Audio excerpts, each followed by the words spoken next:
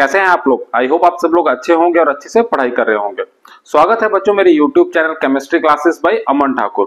तो आज हम फिर से एक नया नेम रिएक्शन को लेके आए हैं। आज हम पढ़ेंगे विल्स-मेयर-हाक रिएक्शन। ये भी ऑर्गेनिक केमिस्ट्री का बहुत ही इंपॉर्टेंट नेम रिएक्शन है। इस आज के लेक्चर में बच्चों हम इस रिएक्शन की खास बातों को समझेंगे। विल्स-मेयर-हाक रिएक्शन किसे कहते हैं, इस रिएक्शन की खास बातें क्या है, प्लस लास्ट में इसके मैकेनिज्म को पूरा खोल के समझते हुए इस पूरे लेक्चर को कंक्लूड करेंगे। चलिए शुरू करते हैं आज के लेक्चर को। अब मैं जी बात कर रहा हूं विल्स-मेयर-हाक रिएक्शन की। तो अगर सिंपलेस्ट वे में मुझसे पहले पूछा जाएगा जी विल्स-मेयर-हाक रिएक्शन होता क्या है, तो अगर मुझे समझाना हो जी कि विल्स-मेयर-हाक रिएक्शन किसे कहते हैं, तो मैं कहूंगा विल्स-मेयर-हाक रिएक्शन जो है मेरे पास एक ऑर्गेनिक केमिस्ट्री का नेम रिएक्शन है। किसके नाम पे दिया गया है? दो साइंटिस्ट थे मेरे पास, एंटन विल्स-मेयर और एल्बर्ट हाग। उन्होंने 1927 में जर्मन साइंटिस्ट थे एंटन विल्स-मेयर और एल्बर्ट हाग, इनके नाम पे ये रिएक्शन उन्होंने 1927 में इस रिएक्शन को इंट्रोड्यूस किया था। अब इस रिएक्शन में होता क्या है, सिंपलेस्ट वे में इस रिएक्शन को नेम रिएक्शन को अगर डिफाइन करना हो तो विल्स-मेयर-हाक रिएक्शन क्या है मेरे पास जी, फॉर्माइलेशन ऑफ एरोमेटिक और हेट्रोसाइक्लिक रिंग। फॉर्माइलेशन का मतलब CHO ग्रुप की एडिशन, फॉर्माइलेशन का मतलब CHO ग्रुप की एडिशन किसमें, एक एरोमेटिक या हेट्रोसाइक्लिक कंपाउंड है, कोई एरोमेटिक या हेट्रोसाइक्लिक कंपाउंड है, उसके अंदर हमने CHO ग्रुप की एडिशन करनी है। CHO ग्रुप की एडिशन करनी है, किसकी प्रेजेंस में रिएक्शन देते हैं हम, DMF। DMF मतलब dimethyl formamide, dimethyl formamide. DMF की फुल फॉर्म है मेरे पास डाइमिथाइल फॉर्मामाइड, डाइमिथाइल फॉर्मामाइड और प्लस फास्फोरस ऑक्सीक्लोराइड। तो दो रिएक्टेंट हमने यूज किए, हमारे पास DMF और POCl3 as a reactant use किया, प्लस किस पे हमने फॉर्मुलेशन की, कोई भी एरोमेटिक या कोई भी हेट्रोसाइक्लिक रिंग को उसमें हमने फॉर्मुलेशन की, CHO ग्रुप की एडिशन की। सिंपल अगर मैं रिएक्शन की टर्म में बात करूं, मेरे पास कोई एरोमेटिक कंपाउंड है, मैंने डाइमिथाइल फॉर्मामाइड लिया प्लस POCl3 लिया, रिएक्शन प्लस पहले हीट की उसके बाद हाइड्रोलिसिस की, तो मुझे लास्ट में मिला एरोमेटिक रिंग में CHO ग्रुप ऐड हो गया। इस रिएक्शन को हम कहते हैं विल्स-मेयर-हाक रिएक्शन। अब एक चीज आप हमेशा यहां याद रखेंगे बच्चों कि ये जो रिएक्शन है मेरे पास, ये जो मेरे पास विल्स-मेयर-हाक रिएक्शन है, सबसे इंपॉर्टेंट बात आपको पता होनी चाहिए कि ये इलेक्ट्रोफिलिक सब्स्टिट्यूशन रिएक्शन होता है। अगर इसके मैकेनिज्म की बात करूं, मैकेनिज्म को और डिटेल में हम समझेंगे, पर कौन से टाइप का रिएक्शन होता है विल्स-मेयर-हाक रिएक्शन अगर मेरे से पूछा जाए तो ये सिंपली आप कहेंगे इलेक्ट्रोफिलिक सब्स्टिट्यूशन रिएक्शन है। इसका जो मैकेनिज्म है वो इलेक्ट्रोफिलिक सब्स्टिट्यूशन रिएक्शन के थ्रू जाता है। मतलब क्या हुआ कि एक इलेक्ट्रोफाइल ने कुछ सब्स्टिट्यूट किया, एक इलेक्ट्रोफाइल ग्रुप ने कोई सब्स्टिट्यूशन की, उस मेन रिंग से कुछ सब्स्टिट्यूट करके रिएक्शन हमें दी है। समझिएगा इस चीज को। अगर मैं यहाँ पे बात करूं, यहाँ पे हाइड्रोजन सब्स्टिट्यूट हुई CHO से, एज ए इलेक्ट्रोफाइल CHO से सब्स्टिट्यूट हुई, तो इलेक्ट्रोफिलिक सब्स्टिट्यूशन रिएक्शन है। अब अगर इलेक्ट्रोफिलिक सब्स्टिट्यूशन रिएक्शन मेरे पास जानी है, अगर इलेक्ट्रोफिलिक सब्स्टिट्यूशन रिएक्शन जानी है तो इलेक्ट्रोफाइल चाहिए उसके लिए पहले, तभी तो इलेक्ट्रोफाइल सब्स्टिट्यूट कर पाएगा किस चीज को। तो इस केस में जो DMF और POCl3 का काम ही ये है, DMF और POCl3 जो हम यूज करते हैं, इसका काम ही ये है कि ये इलेक्ट्रोफाइल जनरेट करेगा, इलेक्ट्रोफाइल जनरेट करते हैं। DMF और POCl3 से हमें इलेक्ट्रोफाइल मिलता है, जिसे हम विल्स-मेयर-हाक रिएजेंट भी कहते हैं। मैकेनिज्म में इसको समझेंगे कि विल्स-मेयर-हाक रिएजेंट होता क्या है। पहले अभी तक हमें सिर्फ इतनी सी बात पता होनी चाहिए कि जो DMF हमने यूज किया और POCl3 हमने यूज किया, उन दोनों के यूज करने से हमें एक इलेक्ट्रोफाइल मिला। इलेक्ट्रोफाइल क्या करेगा, किसी ग्रुप को सब्स्टिट्यूट करेगा एरोमेटिक रिंग से और अपने आप को अटैच करके हमारे पास प्रोडक्ट देगा, अपने आप को इलेक्ट्रोफाइल अटैच करके हमें प्रोडक्ट देगा। यहां तक बात क्लियर? ठीक है। तो अब हमें समझ आ गया जी इलेक्ट्रोफाइल जनरेट हुआ। अब इलेक्ट्रोफाइल कौन सी स्पीसीज होती है, इलेक्ट्रोफाइल कौन सी स्पीसीज होती है ये भी हमें पता होना चाहिए। इलेक्ट्रोफाइल मेरे पास वो स्पीसीज है जिनको इलेक्ट्रॉन चाहिए होते हैं, इलेक्ट्रॉन लविंग। इलेक्ट्रोफिलिक मतलब इलेक्ट्रॉन लविंग। तो ऐसे ग्रुप जिनको इलेक्ट्रॉन चाहिए उनको हम इलेक्ट्रोफाइल कहते हैं। तो अब अगर उस इलेक्ट्रोफाइल ने, समझिएगा, इस एरोमेटिक रिंग पे इलेक्ट्रोफाइल ने अगर अटैक करना है, इलेक्ट्रोफाइल ने अगर इस पे अटैक करना है तो तभी अटैक कर पाएगा जब यहाँ पे इलेक्ट्रॉन होंगे। इस एरोमेटिक रिंग पे अगर इलेक्ट्रॉन होंगे तभी अटैक कर पाएगा, ठीक है। तो यहाँ पे एक और चीज निकल के आती है हमारे पास जो हमें पता होनी चाहिए कि एक कंडीशन और है विल्स-मेयरहॉक रिएक्शन के अंदर।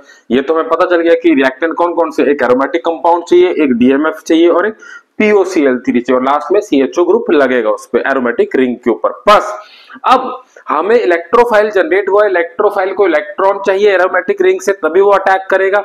तो यहाँ पे एक कंडीशन हमेशा याद रखिएगा कि जो एरोमेटिक रिंग है वो हमेशा इलेक्ट्रॉन रिच स्पीसीज होनी चाहिए।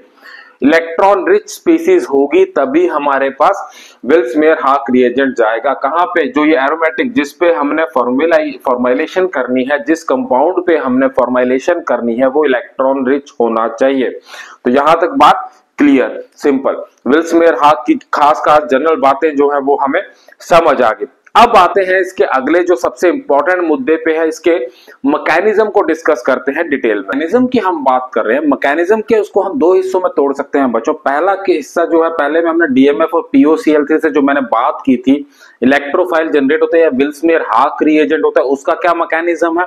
प्लस दूसरे हाफ में देखेंगे जो विल्स-मेयरहॉक रिएजेंट बाद में जनरेट हुआ है या इलेक्ट्रोफाइल जनरेट हुआ है वो किस तरह से एरोमेटिक रिंग पे अटैक करके हमारे पास फॉर्मुलेशन देता है। चलिए अब बात करते हैं पहले हिस्से की। मेरे पास है डीएमएफ, मेरे पास है POCl3, दोनों मॉलिक्यूल को मैंने खोल के रख दिया है, ठीक है। अब इस केस में क्या होगा, एक एक मॉलिक्यूल को आप देखिएगा एक बार बच्चों। अब मेरे पास है carbonyl group C double bond O, ठीक है। कार्बन और ऑक्सीजन के बॉन्ड में मुझे पता है ऑक्सीजन हाईली इलेक्ट्रोनेगेटिव है, एक बॉन्ड में इलेक्ट्रॉन दो, एक बॉन्ड में इलेक्ट्रॉन दो, यूनिवर्सल सत्य हमें पता है, एक बॉन्ड में इलेक्ट्रॉन दो। सेम चीज अगर मैं यहाँ POCl3 में देखूं, POCl3 में क्या लोचा है, फास्फोरस के साथ जुड़ा है ऑक्सीजन और क्लोरीन, चारों तरफ से हाईली इलेक्ट्रोनेगेटिव एटम है, चारों तरफ उसके हाईली इलेक्ट्रोनेगेटिव एटम जुड़े, इलेक्ट्रॉन अपनी तरफ पुल कर रहे हैं। अब इस केस में ऑक्सीजन का पाई बॉन्ड वीक होता है, मुझे पता है पाई बॉन्ड वीक होता है, तो यहां पे भी इलेक्ट्रॉन की पुलिंग हो रही है ऑक्सीजन की तरफ। अब यहां पे क्या होगा, ऑक्सीजन जो है मेरे पास इलेक्ट्रॉन को खींचेगा अपनी तरफ, फास्फोरस का इलेक्ट्रॉन भी अपने से लेता हुआ इलेक्ट्रॉन खींचेगा अपनी तरफ, यहां से इलेक्ट्रॉन पुल हो रहे हैं कार्बन से इसकी तरफ, ठीक है। अब इस कार्बन के इलेक्ट्रॉन भी गए ऑक्सीजन के पास, ऑक्सीजन के पास एक इलेक्ट्रॉन आया एक्स्ट्रा, ऑक्सीजन के पास इलेक्ट्रॉन आया एक्स्ट्रा, ये इलेक्ट्रॉन जाके जुड़ गया फास्फोरस के साथ, यहां पे इलेक्ट्रॉन चले गए फास्फोरस के पास, जो यहां से इलेक्ट्रॉन गए वो गए फास्फोरस के पास, फास्फोरस इलेक्ट्रॉन दिए थे ऑक्सीजन के पास। अब जब इस बॉन्ड के इलेक्ट्रॉन गए हैं, यहां से जो कार्बन वाला इलेक्ट्रॉन गया है ऑक्सीजन के पास जो जुड़ गया, यहां पे जाके इसके पास भी शॉर्टेज आएगी। ये लोन पेयर ऑफ इलेक्ट्रॉन से इलेक्ट्रॉन लेगा, नाइट्रोजन के लोन पेयर ऑफ इलेक्ट्रॉन से इलेक्ट्रॉन लेगा, तो मेरे पास स्पीसीज क्या बनेगी, ध्यान से देखिएगा। नाइट्रोजन जुड़ा है एज इट इज, यहाँ पे एक सिंगल बॉन्ड था, एक बॉन्ड बन गया, लोन पेयर ऑफ इलेक्ट्रॉन के जाने की वजह से नाइट्रोजन के ऊपर आया पॉजिटिव चार्ज, नाइट्रोजन के ऊपर आ गया पॉजिटिव चार्ज, बाकी एज इट इज।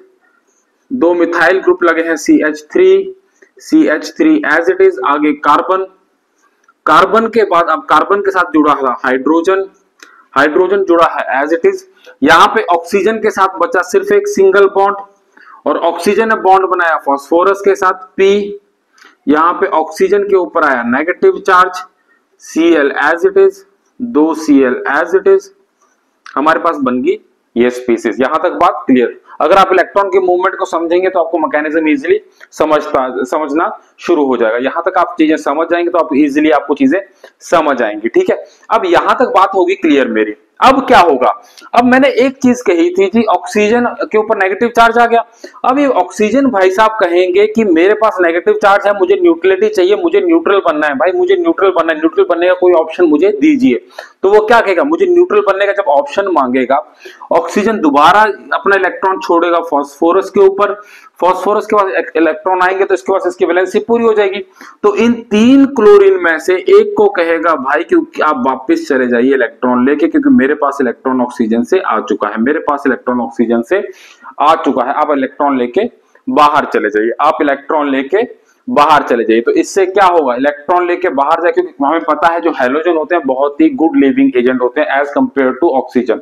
तो इसलिए क्लोरीन को इलेक्ट्रॉन वापस देके Cl नेगेटिव को ये बाहर करेगा। मेरे पास क्या बनेगा, मेरे पास बनेगी ये स्पीसीज, N के ऊपर आया पॉजिटिव चार्ज, यहाँ पे CH3 as it is, CH3 as it is, double bond CH oxygen, साथ में जुड़ी है P डबल बॉन्ड O, एक क्लोरीन और एक क्लोरीन, Cl नेगेटिव बाहर आ चुकी है, Cl नेगेटिव बाहर आ चुकी है। अब सेम केस, यहां तक बात क्लियर आ गई, यहां तक बात समझ आ गई। Cl नेगेटिव मेरे पास बाहर आ चुका है, Cl नेगेटिव बाहर आ चुका है, Cl नेगेटिव यहां से निकल के बाहर आ चुका है। एक इलेक्ट्रॉन अपना था, एक फास्फोरस से लिया, Cl के ऊपर नेगेटिव चार्ज आया। अब अगला लोचा क्या है मेरे पास, समझिए अगला लोचा क्या है मेरे पास। अब ये जो CH ग्रुप है, अब ये जो CH ग्रुप यहाँ पे कार्बन लगा है, कार्बन से यहां से भी इलेक्ट्रॉन पुल हो रहे हैं, इस ऑक्सीजन से भी इलेक्ट्रॉन नेगेटिव लगा है, यहाँ पे nitrogen group positive charge already लगा है, तो ये भी इलेक्ट्रॉन पुल कर रहा है, ये भी इलेक्ट्रॉन अपनी तरफ खींच रहा है। तो इसके पास इलेक्ट्रॉन की क्या हो रही है, इलेक्ट्रॉन की क्या हो रही है, इलेक्ट्रॉन कार्बन को नहीं मिल पा रहे हैं, और नाइट्रोजन भी इलेक्ट्रॉन खींच रहा है, ऑक्सीजन भी इलेक्ट्रॉन खींच रहा है। तो इस केस में क्या होगा, Cl नेगेटिव नीचे पड़ा है, Cl नेगेटिव उसके पास एक्स्ट्रा इलेक्ट्रॉन पड़ा हुआ है, Cl नेगेटिव के पास एक्स्ट्रा इलेक्ट्रॉन पड़ा हुआ है। ये भाई Cl नेगेटिव क्या कहेगा इससे कि छोड़ भाई ये इलेक्ट्रॉन, यहाँ पे एक बॉन्ड में इलेक्ट्रॉन दो, एक बॉन्ड में इलेक्ट्रॉन दो, यहां से इसको इलेक्ट्रॉन लेके वापस जाने दे। तो इलेक्ट्रॉन इसको वापस लेके जाने दे, ऑक्सीजन को इलेक्ट्रॉन लेके वापस इस मॉलिक्यूल को यहां से टूटने दे, कोई बात नहीं, तेरा इलेक्ट्रॉन जा रहा है ना, मेरे पास एक्स्ट्रा इलेक्ट्रॉन है, मैं इलेक्ट्रॉन देता हूं तेरे को, मैं इलेक्ट्रॉन देता हूं तेरे को, तेरी वैलेंसी भी पूरी, मेरी भी पूरी, बात खत्म। तो मेरे पास क्या बनेगा, मेरे पास आ गया नाइट्रोजन, नाइट्रोजन के ऊपर positive charge, double bond CH, साथ में जुड़ा है Cl, और दो मेरे पास methyl group as it is, दो मेरे पास methyl group as it is. अब मेरे पास आ गई ये स्पीसीज, अब मेरे पास आ गई ये स्पीसीज। यहां तक बात क्लियर, सिंपल, ठीक है। बस यहां तक अगर मुझे बात समझ आ रही है, तो यहां से आगे तो सिर्फ और सिर्फ है टॉटोमेरिज्म, यहां से आगे तो है सिर्फ टॉटोमेरिज्म। टॉटोमेरिज्म में क्या होगा, ये पॉजिटिव चार्ज यहां भी रोटेट कर सकता है, यहां भी रोटेट कर सकता है, ठीक है। एक बॉन्ड में इलेक्ट्रॉन दो, नाइट्रोजन के ऊपर है पॉजिटिव चार्ज, कार्बन से इलेक्ट्रॉन लेगा अपनी तरफ, मेरे पास बनेगा N, N के ऊपर लोन पेयर ऑफ इलेक्ट्रॉन वापस आ गए, N के ऊपर लोन पेयर ऑफ इलेक्ट्रॉन वापस आ गए, CH3 लगा है एज इट इज, CH3 लगा है एज इट इज, और कार्बन CH, Cl कार्बन के ऊपर आ गया पॉजिटिव चार्ज। तो ये जो स्पीसीज बनी, ये है मेरे पास विल्समेयर-हार्क रिएजेंट। ये जो स्पीसीज बनी, मेरे पास इलेक्ट्रोफाइल ऑलरेडी बना है, कार्बन के ऊपर पॉजिटिव चार्ज है, कार्बन के ऊपर पॉजिटिव चार्ज है, जिसको चाहिए इलेक्ट्रॉन, इलेक्ट्रोफाइल मेरे पास जनरेट हो गया, जिसको हम कहते हैं, ये मेरे पास है विल्समेयर-हार्क रिएजेंट। ये मेरे पास इस तरह से DMF-POCl3 से विल्समेयर-हार्क रिएजेंट की जनरेशन होती है। यहां तक बात क्लियर होगी। अब विल्समेयर-हार्क रिएजेंट आगे क्या करेगा, किस तरह से हमारे पास फॉर्मुलेशन होगी, उसको हम नेक्स्ट स्टेप में समझते हैं। अब नेक्स्ट मैकेनिज्म हम इसके विल्समेयर-हार्क रिएजेंट किस तरह से फॉर्मुलेशन होगी उसके बारे में बात, नेक्स्ट स्टेप की बात करते हैं। हमारे पास विल्समेयर-हार्क रिएजेंट बन चुका है, जो एक इलेक्ट्रोफाइल है, कार्बन के ऊपर पॉजिटिव चार्ज है, ठीक है। अब मुझे एरोमेटिक रिंग चाहिए, मैं कहा था फॉर्मुलेशन किस पे होगी, फॉर्मुलेशन होगी एरोमेटिक रिंग पे। अब एरोमेटिक रिंग मेरे पास जो इलेक्ट्रॉन रिच है, इलेक्ट्रॉन रिच एरोमेटिक रिंग है, सपोज मेरे पास एक बेंजीन रिंग है, उसके ऊपर कोई भी X ग्रुप लगा है, कोई भी मॉलिक्यूल जो प्लस R इफेक्ट दे रहा है, प्लस R इफेक्ट दे रहा है, मतलब अपने इलेक्ट्रॉन बेंजीन रिंग पे छोड़ रहा है, वो एक इलेक्ट्रॉन रिच स्पीसीज बना रहा है हमारे पास, इलेक्ट्रॉन को बेंजीन के ऊपर छोड़ रहा है, उसकी फॉर्मुलेशन किस तरह से होगी, क्या मैकेनिज्म रहेगा, उसके बारे में बात करते हैं। अब मुझे पता है, सपोज यहाँ पे लोन पेयर ऑफ इलेक्ट्रॉन है, यहाँ एक बॉन्ड में इलेक्ट्रॉन दो, ये एक यूनिवर्सल सत्य है जो कभी चेंज नहीं हो सकता, जो कभी चेंज नहीं हो सकता। अब इसने इलेक्ट्रॉन छोड़े यहाँ पे इस कार्बन पे, कार्बन के पास इलेक्ट्रॉन की वैलेंसी पूरी हुई, इसने एक्स्ट्रा इलेक्ट्रॉन छोड़ दिए इस कार्बन पे, मेरे पास क्या हुआ, यहाँ पे बन गया डबल बॉन्ड, इस X के ऊपर आ गया पॉजिटिव चार्ज, X के ऊपर आ गया पॉजिटिव चार्ज, अपने एक इलेक्ट्रॉन यहाँ बॉन्ड पे इसने अपना इलेक्ट्रॉन अपने पास रखा, एक इलेक्ट्रॉन इसने इस कार्बन पे दिया, तो एक आ गया इसके ऊपर पॉजिटिव चार्ज, प्लस इस कार्बन के पास एक अपना इलेक्ट्रॉन था, एक अपना इलेक्ट्रॉन था, प्लस एक एक्स्ट्रा इलेक्ट्रॉन आया जिसका लग गया नेगेटिव चार्ज, जिसका लग गया नेगेटिव चार्ज। यहां तक बात क्लियर। अब यहां पे इलेक्ट्रॉन की डेंसिटी ज्यादा होगी, इलेक्ट्रोफाइल को क्या दिख रहे हैं, एक्स्ट्रा इलेक्ट्रॉन, इलेक्ट्रोफाइल को क्या दिखेंगे, एक्स्ट्रा इलेक्ट्रॉन। तो फिर इसके बाद क्या होगा, सिंपल है। अब इस कार्बन के पास इलेक्ट्रॉन कम है तभी तो पॉजिटिव चार्ज है। तो भाई साहब ये वाला कार्बन कहेगा कि भाई मेरे पास एक एक्स्ट्रा इलेक्ट्रॉन है, मैं आपको इलेक्ट्रॉन देता हूं, मेरे साथ बॉन्ड बना लीजिए। मैं आपको इलेक्ट्रॉन देता हूं, मेरे साथ बॉन्ड बना लीजिए। बॉन्ड बनाने पे क्या होगा, मेरे पास बनेगी benzene ring as it is, benzene ring as it is. यहां पे लग गए मेरे पास बॉन्ड, कार्बन एक्स के पास पॉजिटिव चार्ज, यहां पे हाइड्रोजन एज इट इज, और यहां पे कार्बन जुड़ गया CH Cl as it is, plus nitrogen के साथ लगे हैं 2 मिथाइल ग्रुप। यहां तक बात क्लियर। अब मेरे पास बन गई ये स्पीसीज, यहां तक बात क्लियर, मेरे पास आ गई ये स्पीसीज। अब क्या होगा, एक्स के पास पॉजिटिव चार्ज है, वो भी उसको भी न्यूट्रलिटी चाहिए। वो कहेगा भाई बहुत हुआ मजाक, एक्स के पास पॉजिटिव चार्ज है, मैं ज्यादा देर तक पॉजिटिव चार्ज होल्ड नहीं कर सकता, मैं इलेक्ट्रॉन वापस ले रहा हूं, इलेक्ट्रॉन वापस ले रहा हूं। तो इलेक्ट्रॉन जैसे ही वापस लेगा, इस कार्बन के पास इलेक्ट्रॉन की डेफिशिएंसी आएगी। यहां दिखेगा हाइड्रोजन, एक बॉन्ड में इलेक्ट्रॉन, तो एक बॉन्ड में इलेक्ट्रॉन, 2 हाइड्रोजन से इलेक्ट्रॉन लेते हुए कार्बन पे वापस जाएंगे। मेरे पास क्या बनेगा, एज इट इज, ऊपर हाइड्रोजन H पॉजिटिव बाहर निकल गया, यहां बन गया डबल बॉन्ड, बाकी सारी स्पीसीज एज इट इज। यहां तक बात क्लियर होगी, अब क्या हुआ, अब यहां पे समझिएगा H पॉजिटिव बाहर निकला है, H बिना इलेक्ट्रॉन के बाहर निकला, H पॉजिटिव बाहर निकला है, H पॉजिटिव हमारा बाहर निकलो। H पॉजिटिव कहेगा भाई मुझे इलेक्ट्रॉन नहीं, मुझे इलेक्ट्रॉन चाहिए, मेरे पास इलेक्ट्रॉन की शॉर्टेज है, मुझे इलेक्ट्रॉन चाहिए। तो क्या होगा, यहां पे क्लोरीन दिखेगी, क्लोरीन कहेगी भाई एक काम करते हैं, मेरे से इलेक्ट्रॉन ले ले, मैं Cl के साथ H पॉजिटिव निकल के बाहर निकलेगा, मेरे पास HCl बाहर निकलेगा। अब इस कार्बन की जो शॉर्टेज होगी वो लोन पेयर ऑफ इलेक्ट्रॉन यहां से पूरी करेंगे, मेरे पास क्या बनेगा, benzene ring as it is, और मेरे पास बन गई ये स्पीसीज, मेरे पास आ गई ये स्पीसीज। जब यहां तक बात हो गई है तो आगे चीजें क्लियर। आगे क्या होगा, आगे सिंपल हाइड्रोलिसिस, जो सेकंड स्टेप मैंने कहा था H2O हाइड्रोलिसिस, सिंपल यहां से ऑक्सीजन ग्रुप यहां पे जुड़ेगा और मेरे पास बनेगा मेरा फाइनल प्रोडक्ट। X के साथ लग गया CH ऑलरेडी था, यहां पे लग गया O, और मेरे पास आ गया फॉर्माइलेटेड एरोमेटिक कंपाउंड। तो इस तरह से था कंप्लीट मैकेनिज्म वेल्स-मेयर-हार्क रिएक्शन का। आई होप आपको समझ आया होगा। कोई भी डाउट होगा तो कमेंट करके जरूर पूछिएगा।